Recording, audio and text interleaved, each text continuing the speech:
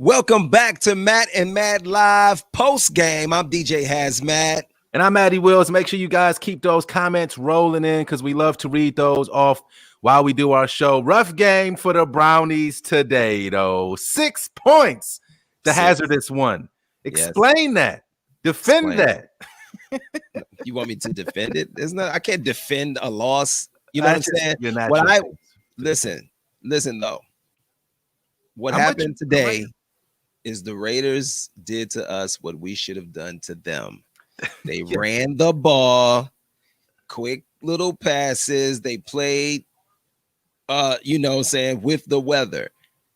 I mean, to be honest, the Browns were running the same type of offense. It's just that in crucial points of the game, we didn't step up. We didn't play well. We were dropping the ball at crucial downs.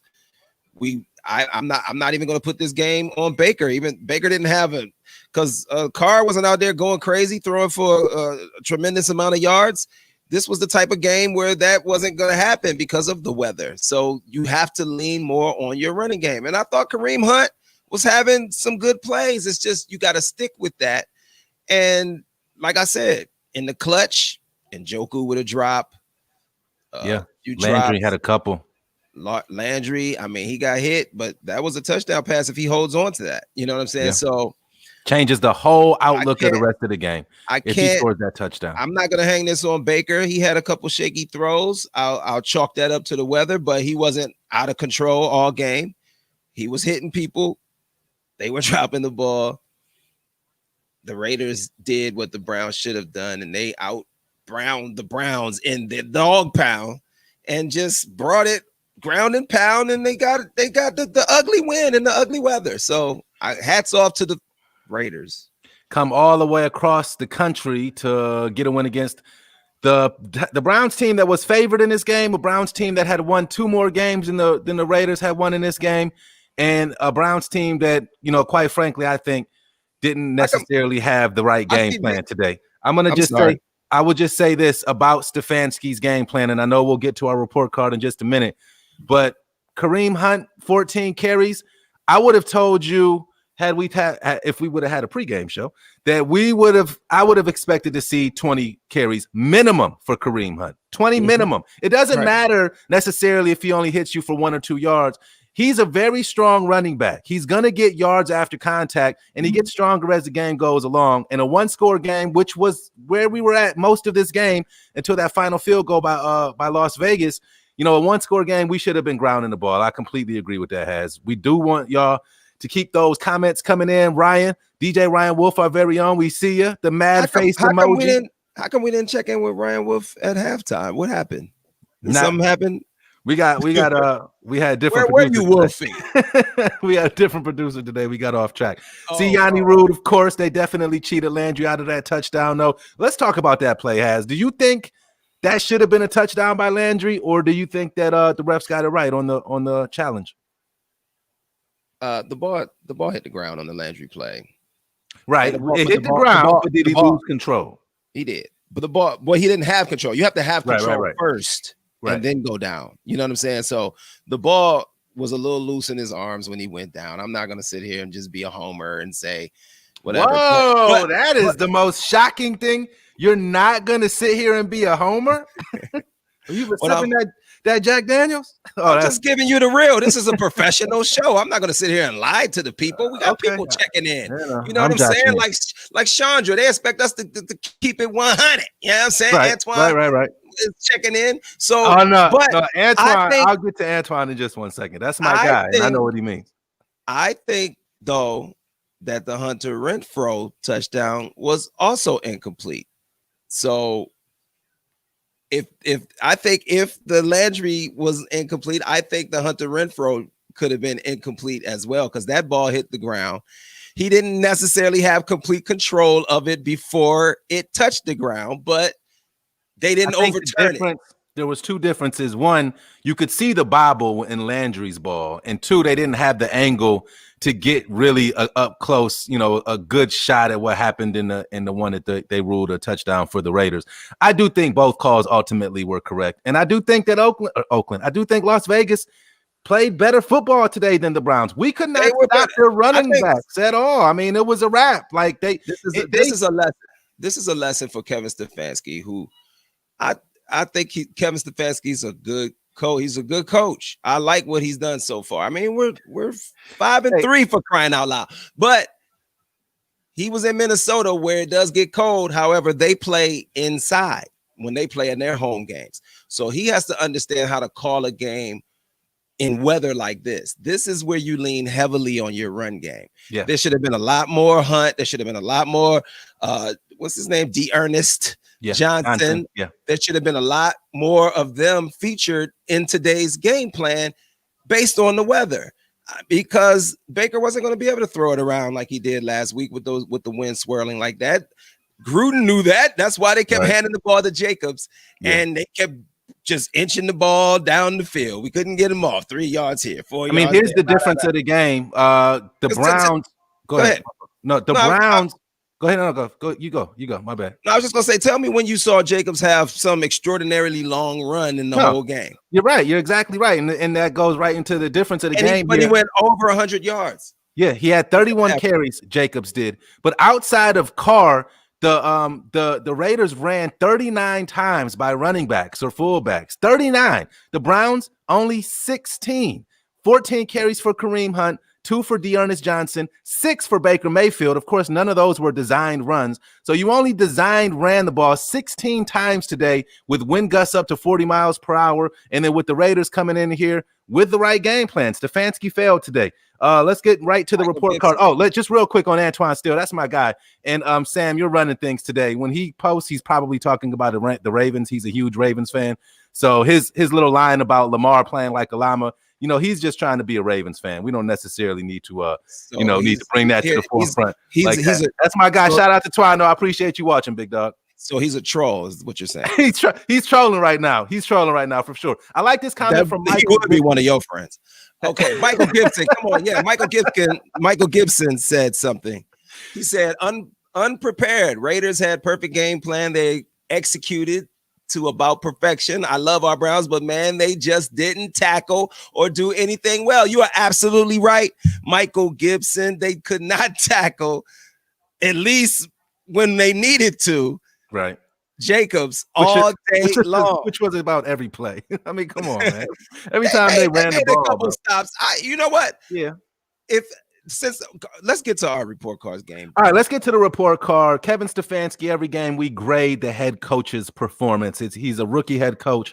This was his 7th game that he coached today, 8th. So I'm going to just keep it short and sweet. I mean, we lost, but we didn't even really look like we belonged on the same football field at times. So I'm going to give him a D-.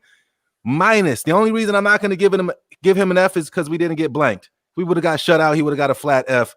I give him a D-. The game was a 1-score game in the 4th quarter, but that long, seemed like 20-minute drive that the Raiders got right after they came back for the second half really just deflated the entire stadium, and Browns couldn't do anything. Kevin Stefanski, D- today. What do you say? Leave your guys' grades in the comments as well. We'll read a couple of them off for sure. Yes, Michael Miller says they couldn't stop the run. Exactly, echoing our sentiments. No, I'm not going to be this harsh on Kevin Stefanski. I think, Ward, you're being a little hard on the Beaver. I will give Kevin Stefanski a C. It's a low, yes, only because I think Kevin Stefanski needs to realize that he he gets a K. He wasn't coaching like Freddie Kitchens. I won't say that. I don't agree with what Yanni's saying about him coaching like Freddie Kitchens. Every time we lose, it's not going to be because it's the coaching like Freddie Kitchens. Like when we win, we win. He's coaching like Stefanski, who didn't understand how to use the weapons he has in the weather. Now we're going into the bye week, and we're gonna come back hopefully with Chubb back in the lineup. I haven't got any official word on that, but I'm assuming that he's gonna come back. So this is what you have.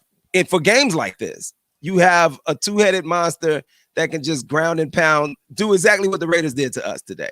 You know what I mean? So he made some mistakes in his play calling, leaning a little too much heavy on a passing game when 25 throws. Yes, you can't. And then poor Cody Parkey. He had to make that field goal in the end just to give us a chance in the win. He made all the rest of them, and then that one, the most important one of the game, right? Is somebody just said, you know what I'm saying? Seems like every time the Browns got the ball, the weather. I give him a C-. I'm not going to give him a D. I'm not going to give him a D. I'm going to give him a C- for today's performance, only because he has to understand this is Cleveland. And we play in the elements, and you have to learn how to coach in the elements. Okay. And I'm gonna give props to somebody we've been dogging the whole season, Zendejo. Yeah. Zendejo came up and made some plays today. One thing, he might not be able to cover, but he certainly can tackle. So I'm gonna, for this week, since we're in a loss, I'm gonna say, Zendejo, you tackled your ass off today. So you're giving Zendejo your game ball, because you know we got to do the game ball next, man. You're giving Zendejo your game ball because go ahead. I don't even know who I can give a game ball to in a game like this. Well, you know what I mean? Your problem. You feel like you have to give a game ball to a member of the Cleveland Browns, and I tried to do it. I tried to prove to you that you don't, but then you called me a Steelers fan. Know what? I'm gonna go ahead. You call me a Steelers fan. I'll give a game ball to a Raider. I'll give it to Josh Jacobs. Did I steal your thunder? Maybe it's fine. We can both give the same game ball. I mean, I wasn't gonna go that far. You know what? You can go, Jacobs. First 100-yard performance of the season happened against Cleveland, which is surprising because Cleveland, though we're terrible against the pass, we actually have been top 5 against the run. So giving up a 100-yard rusher, that's an accomplishment to go against a defense that's normally good against the run, to get your first 100-yard day of the season. So my game ball is going to Josh Jacobs. Damn it. I need those, like after the last debate, I got on CNN the next morning before I did my show Middays with Matty Willz, 10 to 3 Monday through Friday on Z1079. I got on CNN and they did a fact check. I got to do some fact checking on some of these stats you throw out there, I'm not sure. I can tell you by my eyeball test that the Cleveland Browns defense isn't top 5 in anything. Not one thing. And we haven't talked about Myles Garrett, but he got hurt in that game. We definitely need to, see what's going on there. But I don't know if the Browns were top 5 against the run before that game. I can tell you that the Browns can't stop anybody on defense when they decide what they want to do. If men lie, women lie, numbers don't. If the opposing team decides that they want to throw the ball, guess what? They're going to be able to throw the ball on the Browns. If the opposing team decides that they want to run the ball on the Browns, they're going to be able to run the ball on the Cleveland Browns. We don't do anything well defensively, except for maybe Myles Garrett getting some strip sacks and things of that nature. He was close in the first quarter, but then a knee contusion just basically washed the rest of his game. But I'll give a game ball to their coach. What's their coach's name? John Gruden, because his name is Chucky. He did, he looks like Chucky. He did exactly what the Browns should have did. He just gave the ball to his running back. Don't complicate this. It's the wind is gusting up to almost 50 miles an hour. We've lamented it over and over in the halftime show and right now. You can't try to outthrow the other team when the wind gusts are going up to 50 miles an hour. Run the ball. And since you mentioned that, Pippa is telling me, like, when did I use weather as an excuse? Did I use weather as an excuse today? Get him, Pippa. Get on. Have I used weather as an excuse today? I just want to know that. No, I'm asking you. Have I used weather as an excuse? I do remember at the halftime show you saying that that we should embrace the weather, not necessarily that we should. It was an excuse as to why we were losing. That we should embrace the weather and play with the weather. Yeah, how much? I said you have to have a better game plan for the weather. Pippa, you got to follow and chime in correctly if you're going to try to come at me. I haven't used any excuses. I said the Raiders outplayed us in our domain. We should be the dominant team, able to handle the weather. They didn't. They passed more than they ran, which was a bad game plan for the weather. Pippa touched the nerve. Let's get caught up on some of these comments. Chandra, Cleveland Browns are still bound for the playoffs. You ain't just gonna come for me. I'm not mad at that. I haven't said one excuse. Do you think the Browns are still bound for the playoffs, as Chandra Bullock says? I'm not mad at that. Why not? Why wouldn't we? The freaking Miami Dolphins are 4-3 right now. Yeah, They beat up on the Rams. This is an any given Sunday. This is 2020. If the 2020 hasn't taught us anything, is that you don't know what's going to happen this year. So, listen, every team in the AFC that is over 500 right now has a chance to get to the playoffs. They have two extra playoffs. They have 2 extra playoff slots to this year.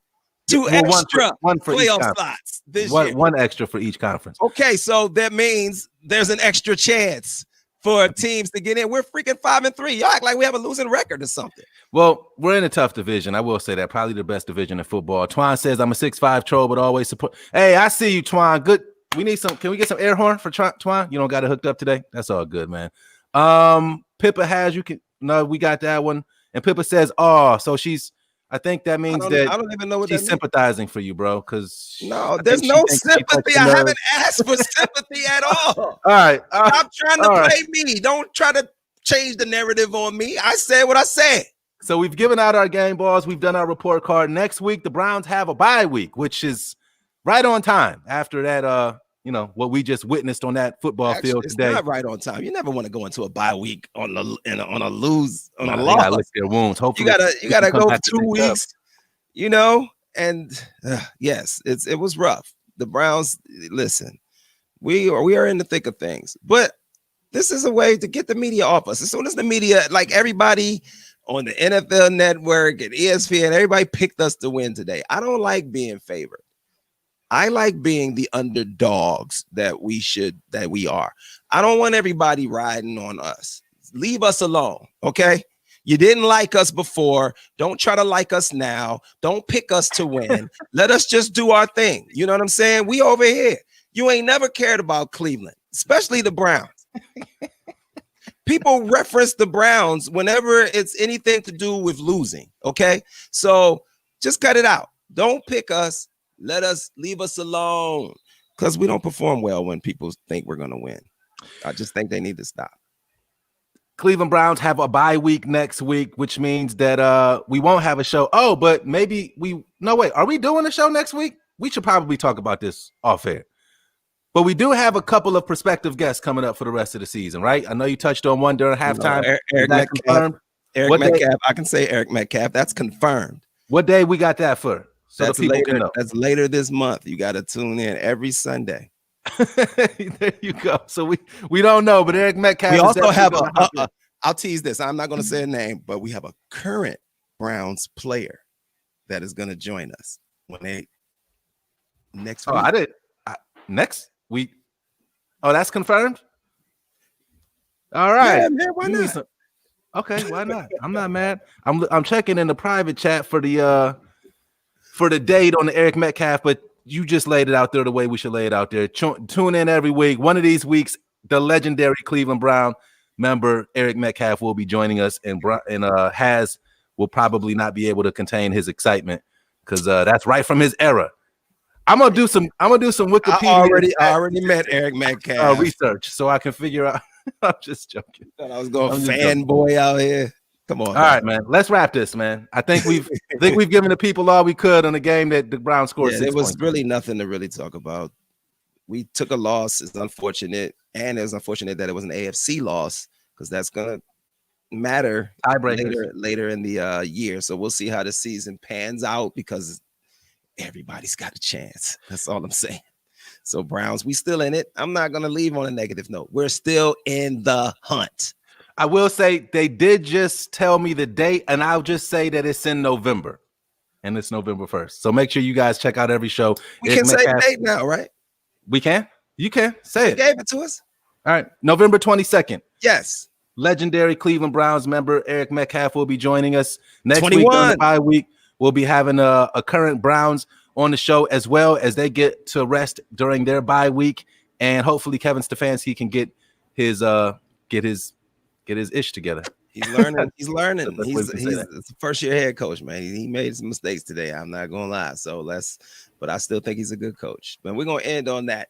Browns positive. We get a week off. Thanks for the comments. I'm about to make a song about it. There you go. Goes down. Go Arcs. This has been Matt and Matt Live. I am DJ HazMatt. I'm Matty Willz. Thanks for watching. Thanks for commenting.